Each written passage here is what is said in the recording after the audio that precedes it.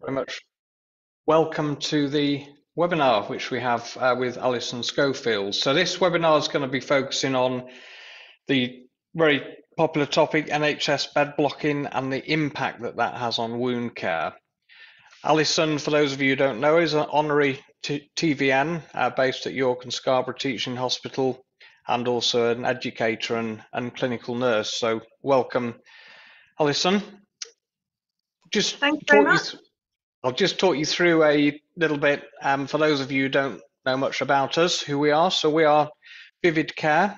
We've been in the industry now for 50 years, and our key mission is to enhance life by advancing care. So I guess that really resonates with all of you guys who've joined the call. We all have something in common now. We've been trusted by many thousands of professionals such as occupational therapists, physiotherapists for many years now, and really specialise in a range of equipment, including seating, falls such as the razor lifting device, rehabilitation products and mobility products, and we supply those over a whole host of different industries such as hospitals, care homes, into people's individual homes as well, and many other areas. So we're part of a group of companies. Innova Care Concepts and Dependal are the other two in the group. One's a logistics company, and Innova specialise more in the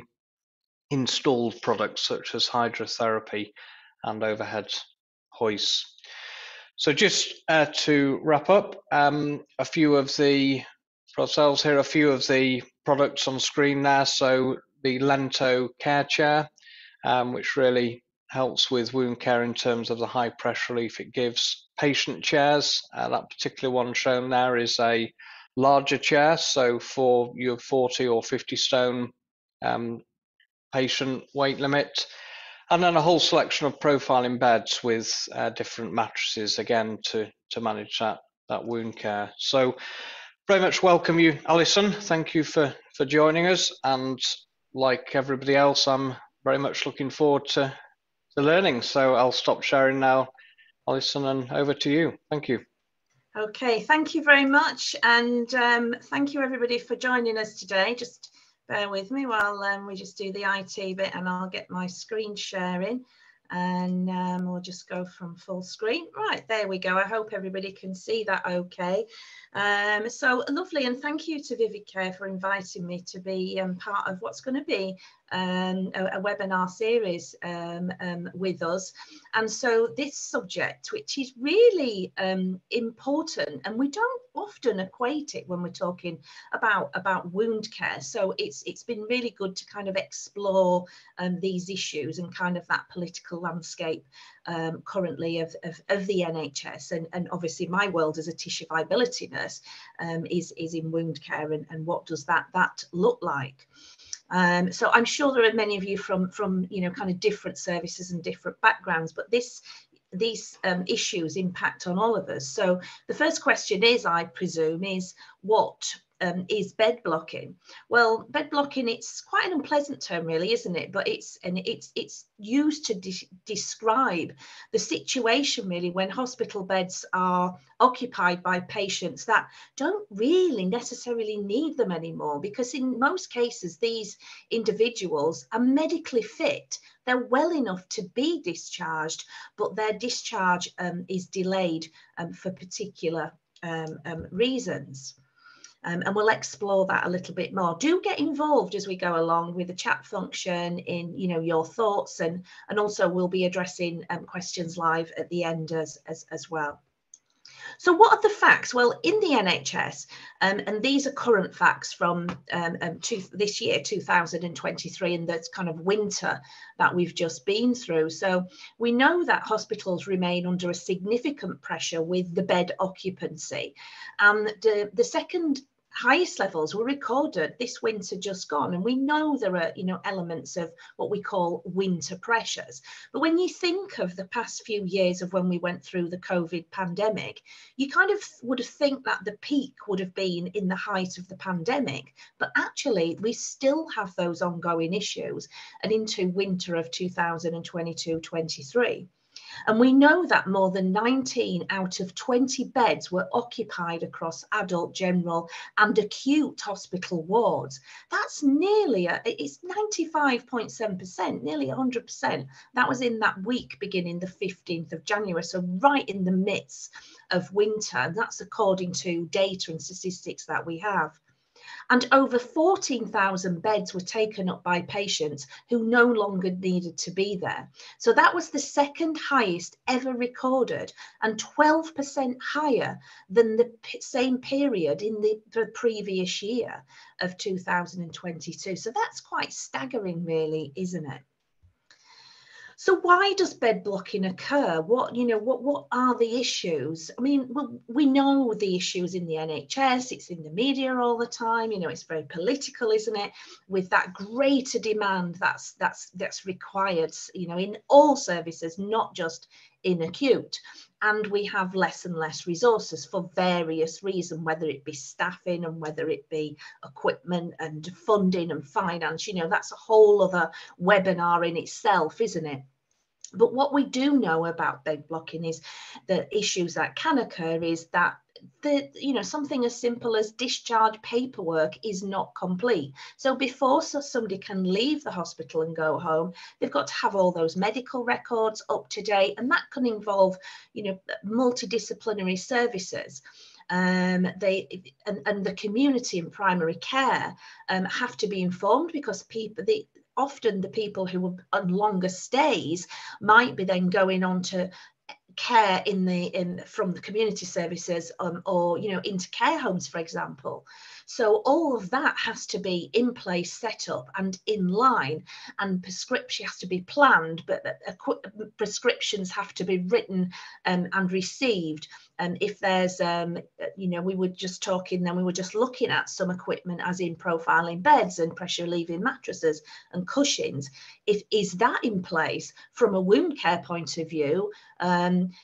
Sometimes a tissue viability nurse will be, they'll be asked to see a patient before they leave because they've got a wound, and that's not necessarily needed, but they do need to have dressings in place to take home so the community services can take over. And that might be things like advanced wound therapy, like topical negative pressure. And that involves funding. It might be that somebody is going home from a hospital but into a different trust area. And then, there's different contracts for things. It's not straightforward. It can be complex. People, and this is age old, I remember this years and years ago working on acute wards, patients waiting for medication to come up from the pharmacy before going home. Transport as well, if somebody's relying on transport systems, the ambulance transport system, to take them home safely, that might be delayed because there's a demand. And waiting for the local authority plan of social care. And we know there's such an impact there's a social care crisis, isn't there? So that individual might not be able to go straight to their own home, or if they are, they're waiting for a package of care to be set up, or they're going into another care setting. There are other types of bed blocking as well, which occur inside secondary care. So patients that could have been assessed in A&E or the acute admissions unit, but they can't be moved into their particular specialist department because those wards are full. So say, for example, if somebody's had a stroke or a heart attack or something, and they need to be on those particular wards, they might be waiting in these units. So that then puts an impact onto A&E. It gets very crowded, and we've all seen and heard the stories and the images of people on beds in corridors, on trolleys, and even with the ambulances queued outside the hospital. That wasn't an uncommon sight in this winter gone. Also, bed blocking can occur with intensive care beds as well. And in the hospital settings, intensive care like to keep some beds free, because in the event of a serious incident, such as a road traffic accident, or people having very complex surgery where they might need to go into intensive care following, those beds need to be there at very short notice. So, we've seen that they have been all taken up as well. So what problems does this present for patients then? Well, patients who have longer stays in hospital can go through a process called deconditioning, and that occurs during or after long periods of, say, bed rest, and it's particularly damaging for the elderly, people who are chronically unwell or physically disabled, because it causes a functional loss in their mobility, so it affects their muscle mass and strength. And then that can cause other problems, such as incontinence. And why is that an issue? Well, people, when they go in hospital, they might have an issue with minor incontinence, but then be put into continence pads where they don't usually use them. They might use the toilet or have toileting regimes, but because of resources, that's not enabled. And people might have a fall because they're rushing to the toilet on a ward. That isn't an uncommon thing either. So people are put into pads. So that can then make them further incontinent. Or if they have incontinence episodes, it impacts on the skin, and that can cause other problems and lead onto wounds. Also, it can affect people's thinking, their cognitive abilities, and just their general activities of daily living and independence. And I don't know if you've heard of something called PJ paralysis. And yes, that is a picture of me dressed as Wee Willie Winky. And this was a PJ paralysis campaign that I was involved with in North Lincolnshire, where the tissue viability team, we dressed up, we went round the wards. We were educating the staff, but we were also educating patients. Because what happens, and I don't know if you've ever been in hospital yourself, I certainly have, you put your pajamas on and you get into bed, and it's kind of automatic. We go into that patient role. So we were trying to educate where people were, they were able, but also, medically fit, but they were just kind of waiting to be discharged, to get them up out of bed or out of the chairs. The gentleman, you can see, he's got his pajamas on. We were encouraging people to kind of go through normal routines of hygiene and then getting dressed and to be involved in other activities. This was a male ward, and when we went in, this gentleman got up, another gentleman got a mouth organ out, we had music and we had dancing. In an ideal world, we'd have activity coordinators, wouldn't we, who could support this. And I know in some elderly care and dementia units, that is, they do a lot of activity around that, so that is great. There's an increased risk of hospital-acquired infection, but also if somebody's lying for long periods, and that if they've got problems with their respiratory issues, then they could develop chest infections, but also they could develop wound infections, and we'll come on to that shortly. But they can develop new wounds or recurrence of wounds that they've had before, or delayed healing if they're admitted because of the wounds. So wound care, treatment and management and incidence occurrence is very much impacted by longer stays in hospital. So who is impacted and how does it impact on wound incidence? Well, we know we've got an ageing population and that just continues to grow, and the statistics we have are that between 2018, obviously that's gone, but up to 2028, the projection of people over 75 to 84 years in England alone to increase by 33.9% and over 85 by 22.8%. People are aging, and the World Health Organization statistics are phenomenal. And we have people who are living, into their 80s, 90s and over 100, don't we? So with that comes lots of comorbidities. I mean, there's always examples of some people who are still running marathons in their 80s, but generally on a wider scale, comorbidities come as a part of that, and the skin becomes thinner, so that impacts on wounds, and either chronic or acute wounds as well. Also in younger patients, now we've seen increasing wounds in younger patients, which is likely to be related to prevalence of comorbidities in the younger population. So that increases chronic wounds, part of metabolic disease, such as diabetes, heart conditions, then that can lead on to the circulatory issues such as arterial and venous disease. Climbing levels of obesity, we know, and that's on the government agenda at the moment, isn't it, in tackling obesity. And there's worrying levels of malnutrition and nutritional deficiency. And to be malnourished doesn't just mean somebody is underweight. They can be very overweight as well, and eating diets such as very ultra processed foods. It's kind of a ticking time bomb for the future of, you know, what is that going to look like, and the amount of comorbidities. And then with wound care, it all impacts on each other. We also have surgical delays as well, don't we? We have a long list to see specialists for particular conditions, long wait lists for surgeries, and then that can also impact on, you know, on wounds presenting where they might have been addressed with through surgery, or post-surgery as well with, you know, surgical site infections. This is a good graph, and it shows the age distribution of wounds. We have what we call the burden of wound care studies, and the first one was done 2012-13 data, and the second one looked at data from 2017-18. We're waiting for the full picture, which would take into account the years of the pandemic, which I think, you know, we're all kind of bracing ourselves for what that is going to look like. But it is interesting because the dark blue is from the first data, and the red is from the 5 years later study. So we can see the younger population are, you know, have definitely got that increase of wounds. I mean, the you know, the predominant we can see in the over 65s, but still, you know, it is creeping upwards. So we do have that burden of wounds, and what does that look like financially to the NHS? Well, in the 2017-18 data, it was 8.3 billion, and that had risen in 5 years from 5.3. So again, as I said, we don't know the extent, but we can kind of predict where it's going to go in the next one as well.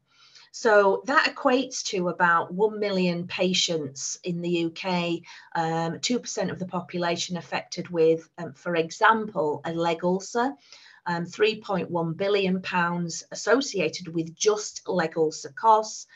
And in community services, about 50 to 60% of community nursing time is taken up on wound care.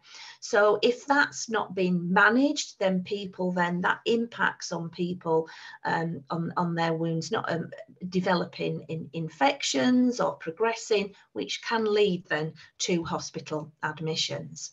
And there was a 71% increase in wounds from the first study to the second. So great figures. And, you know, a lot of those figures there focus on leg ulcers, but of course we do have other wounds as well. And that recurrence rate of wounds, once they've healed, you know, if they're not managed properly through prevention strategies, recurrence strategies, then they'll occur again and people can bounce in and out of hospital. So the burden of illness table just puts it into perspective of what, you know, where wound care is. And as I say, all these kind of things impact on each other. So no surprise, diabetes at the top there, and mental health, cancer, but the wound and comorbidities in 2012-13, you can see there in the red, and then how it crept up, and above the levels of obesity. But, you know, that's the one with kind of that political focus. You know, we don't often hear about wound types and wounds in the media, do we, or on television? It's kind of not that fashionable subject, but believe me, it is there, and it needs addressing. So the prevalence and cost of specific wound types, and that's why I was mentioning the leg ulcers, because you can see there that spend on venous leg ulcers is phenomenal and kind of way above a lot of what other wounds were. And pressure ulcers, we've always had a very big political focus, and it's in the top 10 patient safety issues in the UK. So you know, we need to have that focus, but the other wound types as well, diabetic foot ulcer, that can lead on to high risk of amputations. So you know, they all have their own impact. We do have evidence from Julian Guest, who did the burden of wound studies. He did kind of a bit of a look at just particularly on venous leg ulcers through 2021, so when we had the pandemic, and the data showed that we had increase in venous disease, wound infection, and cellulitis with repeat hospital admissions. Oh, just for some of you who may not be involved in the world of tissue viability, there are just some pictures of wounds there. Sorry, I'm quite used to these pictures, so don't be alarmed. But this is what we're talking when I talk about venous leg ulcers. Can be quite extensive. They can be very wet. They, have big impacts on patients' mobility with odour and, all the symptoms that come with it. So we need to have these managed well. So in that data, it showed us that hospital admissions increased 22% during this period with leg ulcer infection. The cost to community reduced by 30%, but secondary care costs directly relating to this increased by 73%. There was an increase in sepsis, so that is a spreading infection which requires antibiotic therapy. And there was an increase in lower limb amputations too, and increased bed stays. So why was that? Well, we know access into primary care was difficult, GP appointments. So if somebody had usually sustained a lower limb wound, they might have tried to self-manage it for a while and then come in contact with the GP. And I know from an audit I did of patients myself, that patients were being contacted on the phone. They were maybe asked to send a photo in. They were given particular inappropriate dressings. They didn't have full assessments. And so this was then they were leading on to infections, antibiotic after antibiotic, when we know we've got an antimicrobial stewardship. So that was where the impact came with that. So this is an example of one primary care network in one area. And so this is lower limb related. And this was for their admissions into acute care and their long stays during that same period. So it reflects. So it included 11 GP practices. There was 330 patients who had 865 hospital admissions. Now, you don't have to be a mathematician to tell you that of those 330 patients, some of them are going in, out on that revolving door. So their complications were of venous leg ulcers, not arterial, and the complications were infectious cellulitis. So like on that image there, that person there has got what we call edema, so swelling because the lymphatic system's impaired, and this can lead on to chronic edema if it's present for 12 weeks or more, which really is lymphedema. It's different stages of lymphedema, and we know associated with that can be a high risk of cellulitis and recurring. The cost of those episodes of admissions were £11,000. So that total cost equates to £825,700. The bed days, 4,920. And with a 10% reduction, we've already got a £58,000 saving. And also the saving of the impacts to the patient. And how do we do that? Well, we do that through first line interventions. We have the National Wound Care Strategy. We have lower limb guidance. We do earlier interventions, earlier assessment, and we get treatment plans and management into place. And then so we are stopping these patients going down the line through deterioration. We're getting healing, and then we're investing in well leg services. So we're stopping recurrence, and also through patient education and support as well. So other impacts of long bed stays as well are on pressure ulceration. So we can have an increased risk of pressure ulcer by somebody being bedbound for a long time. And you may think, well, they're in hospital, it's 24-hour care and they're getting all the, the repositioning, and they'll have the good mattresses. But is equipment access always there? And if we're thinking about, the amount of beds that were taken up, have we got enough appropriate beds for the people at certain level of risk? The mattresses there. When people go out from the bed and then they sit in the chair, some of the chairs don't have inbuilt pressure relief. Or, are there pressure cushions available? That's not always, something that is available to them. So that sustained pressure leads to, deformations in the skin cells. And we know now from studies that pressure ulceration can occur in minutes for people with just the right risk factors. But we don't see it showing to the visible eye until kind of hours later. So that lack of resourcing staff to keep patients moving, the PGA paralysis, and not everybody can be referred into physiotherapy or occupational therapy services because, again, their resources are impacted. Also, the access to education that we give to patients, but also to staff, because when it was the pandemic, largely all education stopped apart from the very, very mandatory training that we all had to have. But such as the pressure ulcer training, a lot of it stopped. Or then we started redoing it and it was kind of digitally. And, in a lot of ways, that's great. And we found that, and we have to work with that. But that there is something to be said for people in a room who were able to ask questions as well. The multidisciplinary treatment that is required when somebody has a pressure ulcer, thinking of looking at elements, so the core elements, fundamental aspects of care. And that's when we use the ASKING acronym, which is a core educational tool from NHS Improvement. So looking at the assessment, the skin assessment, the surface somebody's on, the keep moving, incontinence, nutrition, massive one, and the G for giving advice. So that needs lots of resources from different teams to come together to support somebody with a pressure ulcer, especially somebody with a category 3 or 4 pressure ulcer. And this data is from hospital research, and this was taken by the Stop the Pressure campaign in 2019. And it was looking at that ASKING tool, that core educational tool, and how it was being used in different, it's about 48 hospital sites through the UK.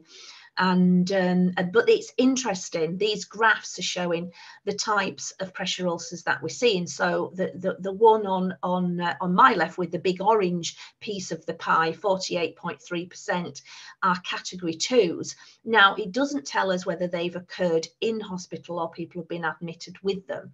But category 2 is sort of a fairly superficial pressure ulcer. So we want to act to prevent that from progressing further.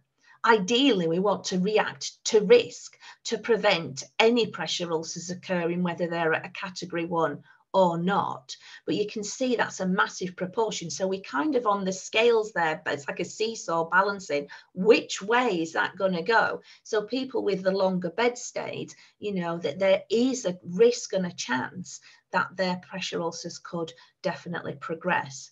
We don't really want to see category 4s, do we? We certainly don't want to see them occurring in our care, and people can be obviously admitted with them as well. And we do have a 4% element there. And the graph on the other side with the big red piece of the pie is very interesting to me, because that big red part, 34.9% of the total of everything, is moisture associated skin damage. And we started reporting on that with our reporting systems in 2018. NHS Improvement Guidance told us to do this. And so we can see that related moisture associated skin damage comes under 4 categories, but the largest is incontinence associated dermatitis. So I talked a little bit about the impact of incontinence through people having long stays. So this is showing us there's something going on there. And although moisture-associated skin damage won't really lead directly to somebody having a pressure ulcer, my goodness, it certainly increases the risk enormously because the skin is so fragile with that. So, how do we manage that? The anatomical locations from that study are interesting as well. So we can see the highest proportion occurring on the buttocks and the sacrum, and then the heels. So what does that tell you? I know what it's telling me. It's saying people, it's from either directly sitting, so from the ischial tuberosities, which when you sat on a chair, if you wiggle around, you can feel them. So those sitting bones. So people are either sitting in chairs for long periods without appropriate pressure relief, or they're on their beds, because we know profile hospital beds can be put into a sitting position. And if we use the profile long, so if we put the backrest up before applying the knee brace, for example, a person can slide down that bed. So sacral pressure ulcers can be, and in this situation, could occur through shearing forces, where the skin stretches and the capillaries over the bone, and it causes that kinking and distortion. So presents the same as pressure damage. And then heels. So heels could be, in direct contact with a surface, maybe the floor, or maybe on a bed, which without having an element of heel protection. So, it tells us that the data's, everything. We need to have and gather data, and it will really give you a true picture of what's happening in your working areas. And then you can focus your education and care pathways towards, addressing that and prevention. And then also again by the anatomical site, and also by the category of the pressure ulcer. And again there, look at that, the moisture associated skin damage on the buttocks, sacrum, in that big bright blue. So, there's a lot going on there that needs addressing. We do have the National Wound Care Strategy Programme, and this was born through the burden of wounds data, and it has 3 work streams to it. So pressure ulcers, lower limb and surgical wounds, and there's lots of guidance documents. And if you go onto their website, there's elements for professionals and for patients, and they're developing all the time. And so in terms of for pressure ulcers, they have this plan and vision for reducing them, and with people, processes and technology. And so with the people, that's looking at the staff. So it's got an educational curriculum, so for clinicians to gain and develop skills for identifying people at risk of pressure ulcers. And it's multi-level, multi-professional, it's free, it's online access, and then there's a core capabilities to go alongside that. So you can take that and use it and adapt it into your working areas. Also, there's patient resources there and being developed to support people in self-management, and we'll look at what that means later. They're looking at processes through clinical pathways across all our service areas, secondary care, community and primary care, and to standardise risk assessments.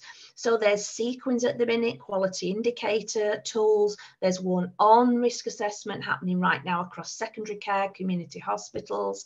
And Purpose T is a risk assessment that is the kind of being pushed as the one of choice, which is great because it looks at clinical judgment, and it's very, very holistic. And again, that is a webinar in itself as well, but take a look at that Purpose T.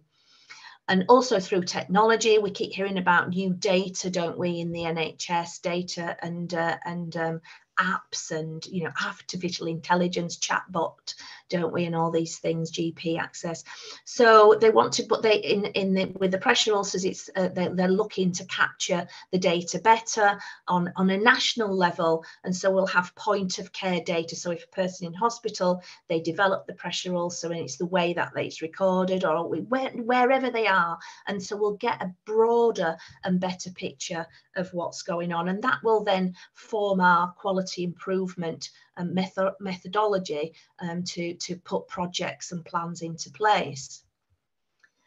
So for improving hospital discharge, the NHS has listed 10 best practice initiatives, and they are to identify patients needing complex discharge support early, so to ensure multidisciplinary engagement early in the discharge plan. So we're talking about when somebody's admitted, so when they're coming in, kind of almost planning the discharge through from that point, setting an expected date of discharge within 48 hours of admission. So that is really kind of forward thinking and planning. And then you get that, you get the teams deployed to keep that flow. It's that patient flow and the patient journey through the cycle of care wherever they are. And with the integrated care systems we have now, integrated care boards, really coming together, social and health care, we will see, I would have thought, that being utilised much better. They say ensuring consistency of process, personnel and documentation in the ward rounds, apply 7-day working to enable discharge of patients during weekends. And I know as a tissue viability nurse, historically we've always kind of worked Monday to Friday. And I know, I've worked in district nursing where we've worked 7 days, even, out of hours and things like that. But, we have to look at the whole of patient care, really, do we, over a 7-day period. Treat delayed discharge as a potential harm event. And I guess that's, kind of an ethical debate, isn't it? And discussion. Streamline operation of transfer of care hubs. So, remember like discharge lounges. So that kind of moving patient through that flow. Develop demand capacity modelling for local and community systems. Managing workforce capacity in community and social care settings to match predicted patterns of care.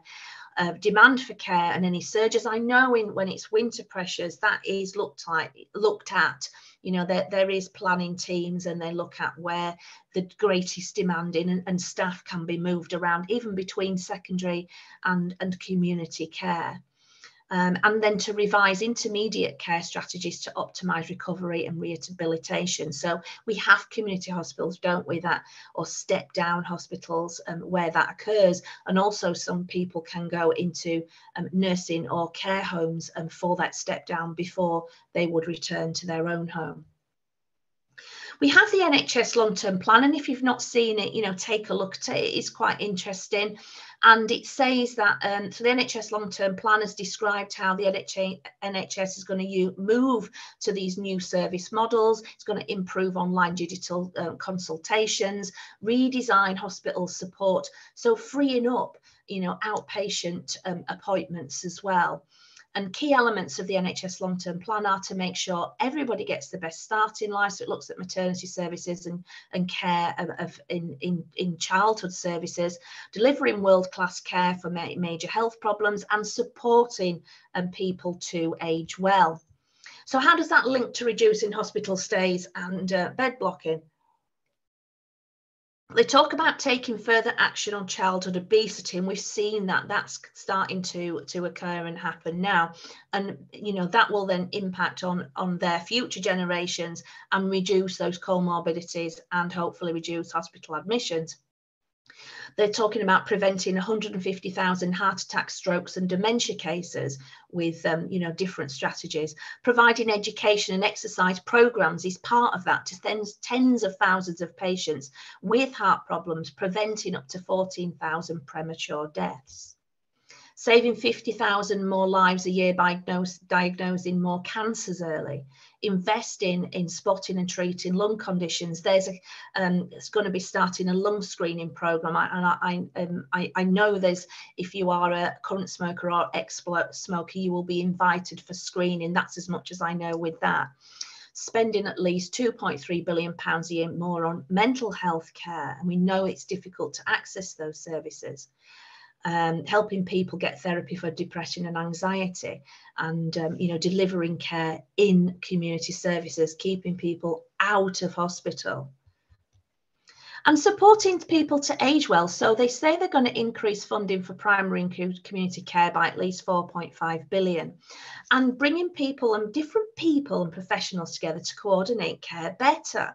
So it's helping people to live more independently at home and for longer, given that we've got that aging population, and developing more rapid community response team to prevent unnecessarily hospital spells and speed up discharge home. That's great. So if we can have these community response teams, and I know in some areas where there was traditionally community matrons who looked after the people with chronic conditions, they're now going and visiting and dealing with people with acute conditions to try and stop those admissions. So there's work and going on, and in different areas, the things are happening. they talk about upgrading NHS staff support to people living in care homes, and further progress on people living with dementia. And it's quite interesting, and the things that they're looking at doing things quite differently and preventing illness and tackling those health inequalities, and making better use of data and digital technology. So, you know, it's getting more. We're in the 21st century, aren't we? And sometimes when you work in the NHS, it feels like, you know, we're kind of not there. Often in acute settings, we might still be writing in paper documentation records. We haven't got a system that talks across the board for a patient. You know, it can be very, very difficult and sluggish, can't it, at times? There's these great new apps for wound care, which will take a photograph of the wound, they will measure it, they talk to the computer system, well, just like System 1 and EMIS, and then they give you an overview of a caseload of patients with wounds. You know, it's fantastic. You can monitor it at a distance. There's telemedicine. There's all these things, you know, but it all costs money. And so the investment has to be there, doesn't it? A big thing of the NHS Long Term Plan is improving inequalities in care. So it's that getting the right person in the right place to see the right person at the right time. It's the GIRVed programme. So they're looking at who isn't accessing services, what pathways have the widest health inequalities. So that might be in diabetes or in obesity, for example. And then they're gathering that data and that's looking at population health management. And that's in co-production with services in community. So also education and supported self-care is vital. So as we have these changes in accessing healthcare, it demonstrates the importance of an interprofessional approach to education, to skills development, alongside these evidence care pathways. And again, that comes into that integrated care system. And that supported self-management has got the potential to relieve pressure on health and social care services. So it's about that accountability for one's own health. And so the involvement of patients and carers is crucial to ensure the success of health promotion activities and self-care. So in turn, this will give a healthier population. It will reduce the admissions. It will reduce the long stay and bed blocking. So we have something called NHS social prescribing now. And it's about the NHS, it's about voluntary sector, community, social enterprise, all coming together. And a person can refer themselves, or they could be referred from a local agency or another health service for this, and it's accessed in primary care, so through the GP practice. So it might be people with one or more chronic long-term health conditions, people who are socially isolated, and it could be that they need help with housing or finance, you know, filling forms in, just general advice, or they might need lifestyle advice such as exercise to improve their heart health. So many things under this umbrella, and these are being enabled in every integrated care system in many primary care networks. So find out what's happening in your areas. These kind of health watch, these which are you know, it's like can be charities like Age UK. Everything coming together. I think that's great, because if that works well, this is the preventative care and well-being holistic model. So the principles, I've been talking about self-care. I like to call it supported shared care or supported self-care. And we've dabbled with this in wound care through the pandemic, and we're kind of getting better about it now. It's not saying to the person, there you go, kind of, you know, get on with it. It's involving patients in their decision making. So it's developing the care plans together and utilising clinical pathways that we have. They've been put together in evidence-based care, but to standardise care of delivery. So we're all singing from the same hymn sheet. And we're setting patient-centred goals, and so we arrange follow-ups. We give people information, we give them, you know, numbers, where can they contact in case they have a problem in between appointments. We use coaching techniques to motivate patients and encourage concordance, and that might be motivational interviewing to find out why somebody doesn't want to, what we call, maybe you call it adherence or concordance with a treatment plan or with the pressure relieving equipment they've been given. We're looking at promoting that healthy lifestyle. We're educating patients about their condition, where, because sometimes patients will say, nobody ever told me that I've got a leg ulcer because my venous problem, my veins aren't working properly, or I've got a pressure ulcer because, of how that happens and how that occurs. We have to give full information, but we have to give it in the right way. We have to help patients understand what to look out for and where to get that help. And that's where that social prescribing comes into play. Can all patients participate in self-care? Well, no, we know they can't, but patients need to be willing. So we give them all that information. So they want to be motivated and on board. They have to be health literate, so they have to have capacity in understanding all their carers or family, and the capacity to be able to put these interventions into place.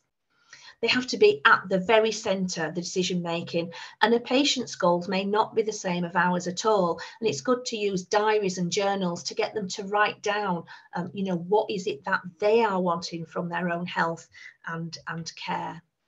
And it has to be supported in a multidisciplinary integrated care environment.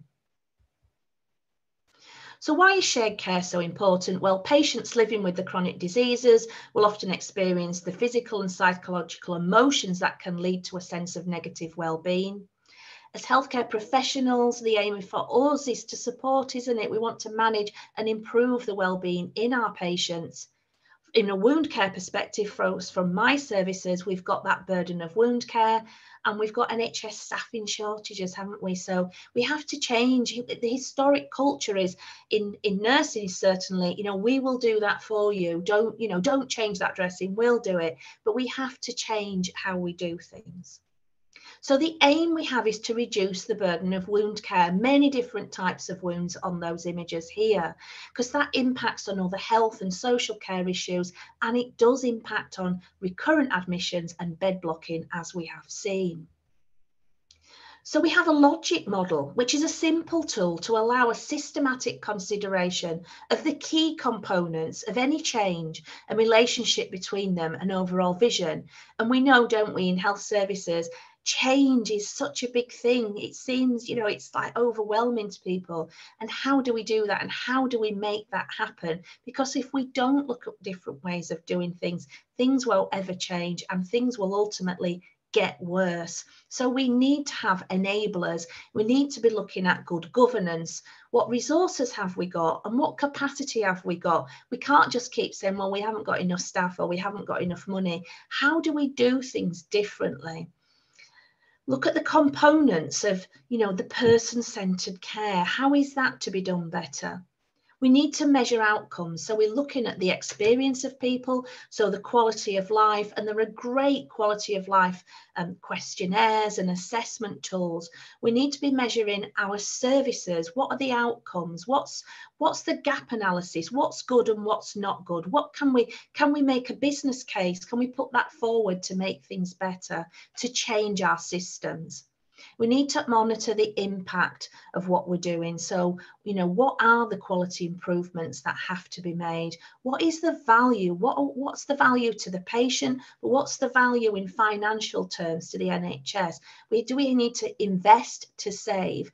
And the sustainability of all that. The NHS Long Term Plan also has a big goal on net zero, and how does that look in everything that we're doing? And also from a preventative care intervention point of view and investment, and this is just one example, pressure mapping systems, which I've had for years and been able to get funding through putting forward good cases. And, it's sometimes where you look where that money is. It might be educational funding money in the area, it might be charitable funds. So we are proving that this will help better patient outcomes, and pressure mapping from an equipment point of view will form our view and our to getting better equipment to prevent pressure ulcers. That's just one element and one tool, but just as an example. So different thinking is definitely needed in order to improve healing rates, not just in wounds, in many conditions, and to reduce that burden to the NHS and to the sufferers.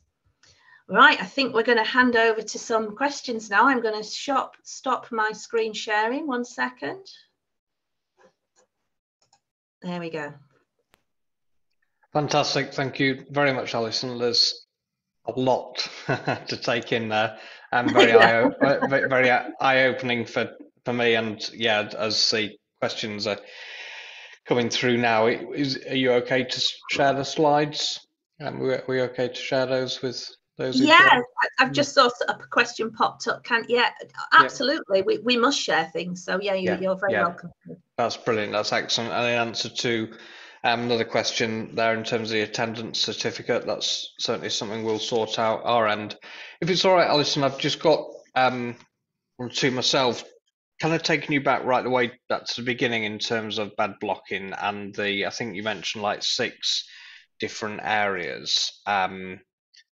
Why does bed blocking occur? Is there any one of those particularly which is kind of like a standout, one of the most common sort of areas of causing bed blocking, do you feel?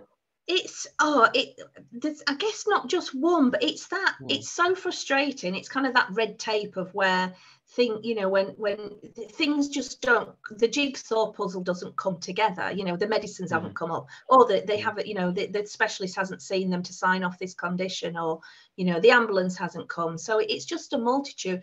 But I think just sometimes people are sat there waiting for a specialist to come. It might be the tissue viability nurse from a wound care point of view. Well, if that patient's going back out into community, we can do a transfer of care.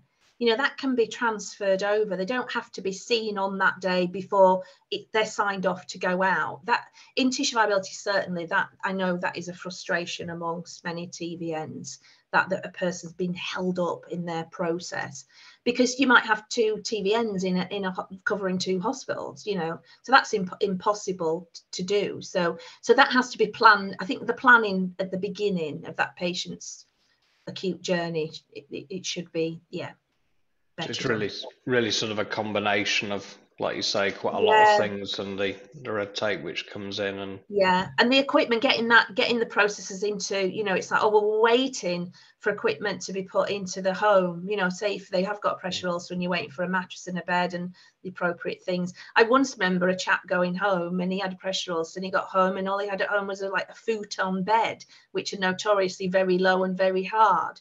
And the equipment wasn't put in. Or it might be somebody needs bariatric equipment, but the assessment of the home hasn't been done, and there isn't the space, or things can't be put upstairs, for example. So it's communication. That is, I think, what I'm trying to say. Yeah. Brilliant. Yeah, that's helpful. And then just another one in terms of very enlightening in terms of age distribution of people with wounds. Why do you think we're seeing so much more kind of wound care in younger people? Yeah, it's I mean, again, sort of multiple things, but one of the things we have to attribute it to is the rising levels of obesity, which puts those stresses and strains on the metabolic system. So along with that comes increased cholesterol, high blood pressure, diabetes. Diabetes, a massive one. It's when somebody has diabetes of, and I'm talking sort of about type 2 really here, then their likelihood of getting a lower limb wound and amputations is phenomenal. But also venous disease, and then pressure ulceration.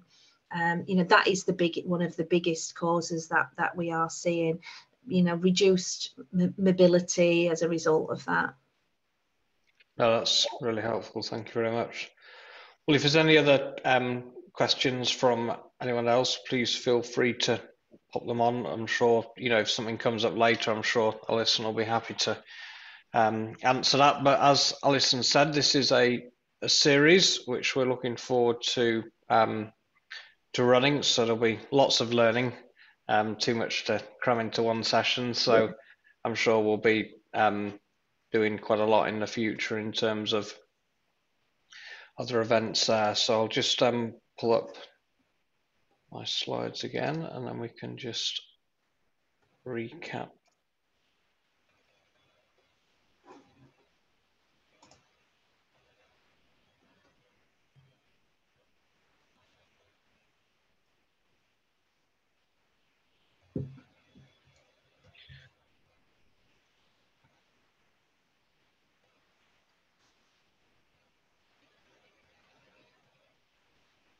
Sorry, let me just a second.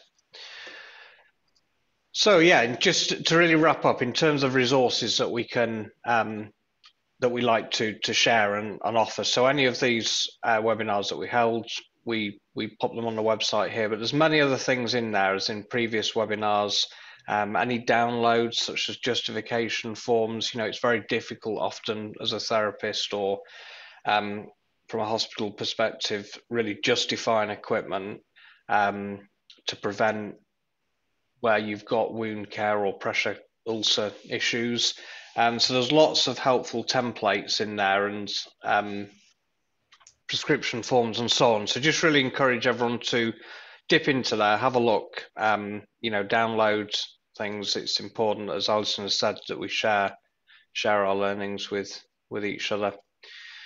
So thank you very much all for joining. Trust you've got a lot from that session. I've certainly got a lot to take away myself. Very much appreciate you coming on, Alison, and looking forward to future sessions.